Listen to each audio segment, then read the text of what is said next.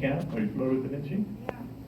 So when I was at MIT, struggling as a freshman and a sophomore with math and science classes, there was a graduate student by the name of Douglas Varela who bailed me out of many an exam, many of a final, and he's now at Caltech, and in his spare time he runs this camp for not just but primarily Latino students from throughout Los Angeles, starting in like the 6th, 7th grade. And he just, all right, step one, physics and calculus, here's what you need to know. And then they can continue until they graduate high school and go on to college. So yes, we need more Latinos in science and technical fields. We need more scientists and engineers influencing public policy. And so there you go, it was a two for this morning. Trying to inspire the leaders of tomorrow. But I thought it was a great warm up to being here today, because there I got asked the same question. You're encouraging us to pursue science and engineering, but look at you. You left it behind. How did that happen?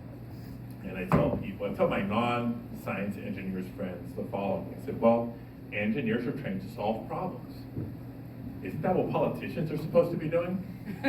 Right? So it is actually a very good training or background if you think of it from that perspective. But the way life happened for me was, back from M.I.T., with a brand spanking hot off the press mechanical engineering degree, who had been spending his summers at Hughes Aircraft. Right? The timing wasn't great. Early 90s, post-Cold War, Defense Department cutbacks, aerospace industry in Southern California was contracting, not expanding. And it was years before there's an app for that.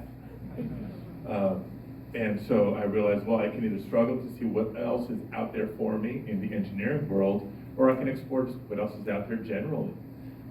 I was brought up with a lot of volunteerism in my background. So community service, public service, I always knew I was going to be doing it in some way, shape, or form.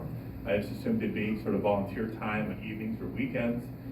Never imagining I'd find a career in it. But going through the Coro Fellowship Program, right, the Coro Public Affairs and Leadership Training Program here in Los Angeles kind of exposed me to a wide array of sectors: public sector, private sector, labor unions, media organizations, nonprofit organizations, political campaigns, etc.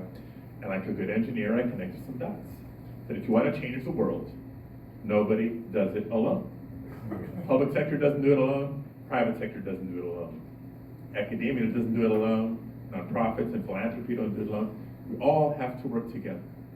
And so when that light bulb went off, I realized, yes, I may have some sort of preferences of where I would like to be in terms of a career, but how do I want to change the world?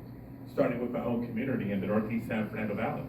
And so given the political environment at the time, I decided to get involved in political campaigns and government. So I did spend about 4 or 5 years as a staff member, as a campaign organizer, campaign manager, before I ran for city council. And a lot of examples over the years of that intersection of science and public policy, starting with earthquakes, but in addition.